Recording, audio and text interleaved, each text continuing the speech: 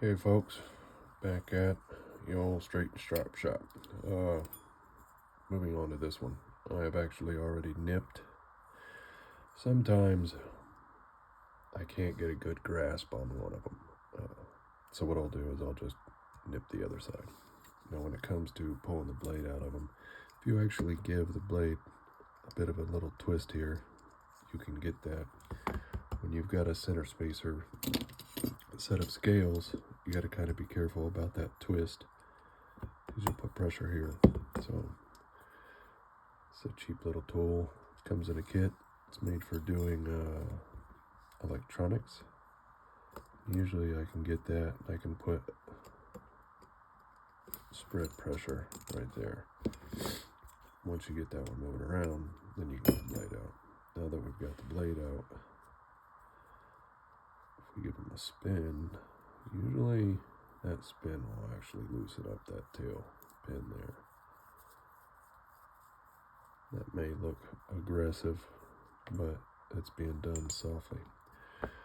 So this tool, basically a little pickle fork, and that allows me to get up in there and get even pressure on both sides of the pin when pulling them out. Then I can come through, use the hole. If it doesn't work, sometimes it doesn't. That one's stubborn, ain't she? There we go. See, having those filed flat allows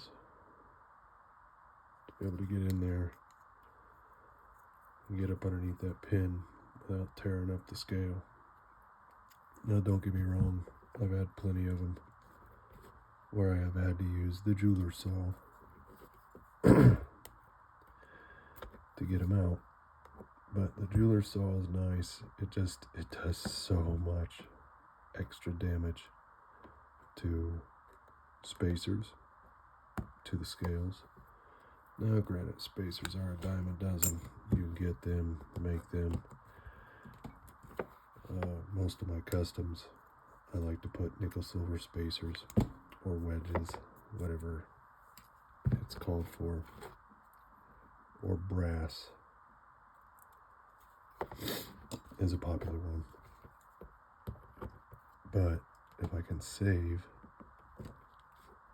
the original, so sometimes it's a good idea to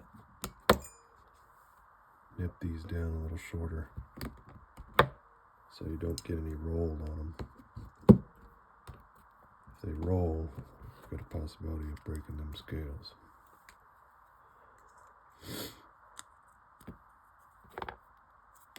There we go. Scales pulled. Lippity split. It's all safe. Now it's ready to be cleaned up. Usually what I'll do is my wife is a sales rep for a local veteran-owned company that sells cleaning supplies for commercial and industrial use.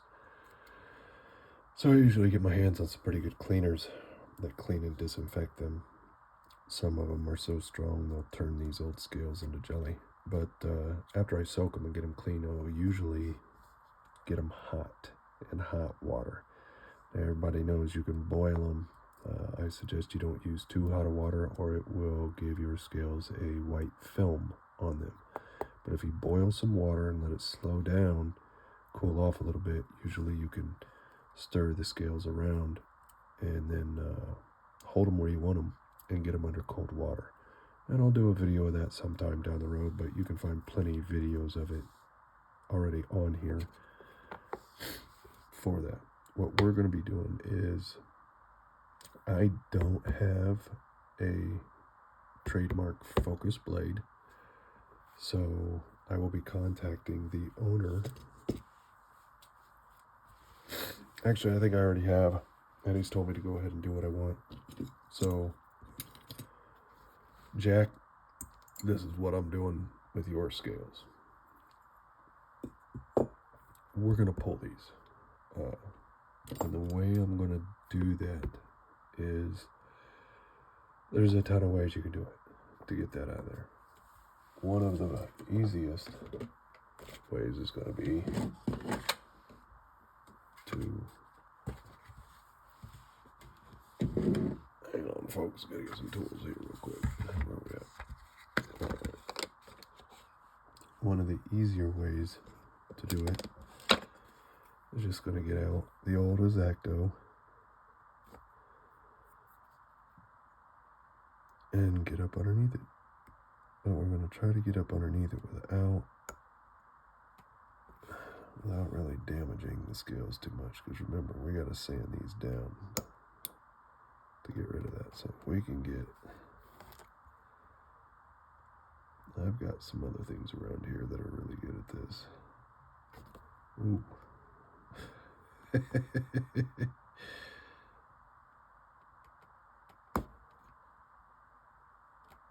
we go. That's what I wanted. Let me put my glasses back on here, folks. I hope that that video is close enough that you can see that. So then we're just going to get up underneath there.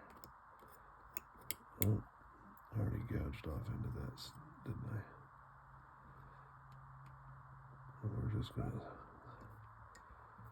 peel this bad boy right off. I'm actually going to keep this if I can get it all off in one piece.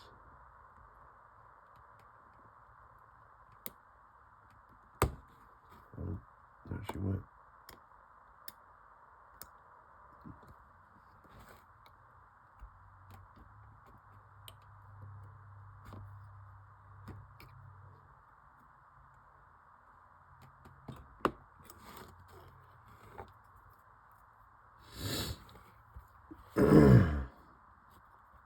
Sorry folks, I work in the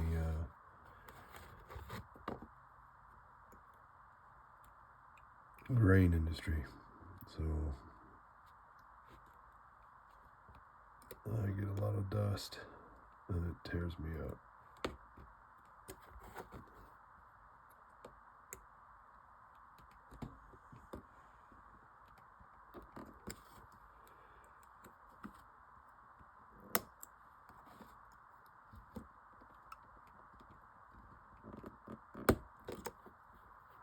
Yeah, she's toast.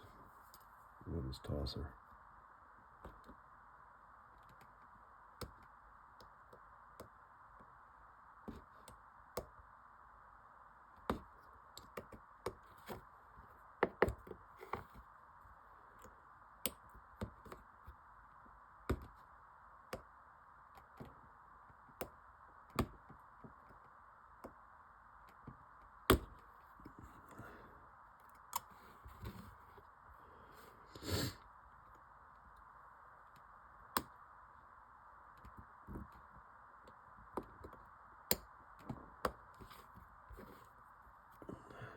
So I'm new, obviously, at all of this. Not the work, but making videos. I guess I could do time lapse, shoot a bunch of videos, give me some software, some editing software, and all the cool stuff. Yeah, I'm not going to. Alright, so we got that off of there.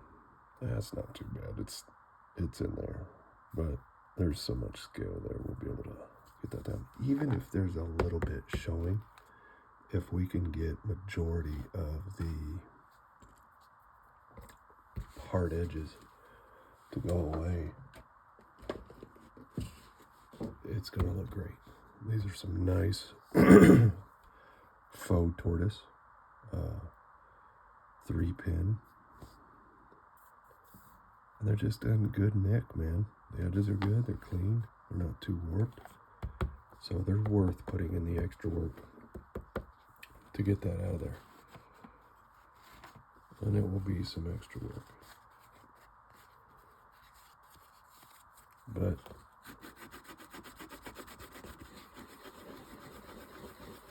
clean that up a little bit. We'll break out some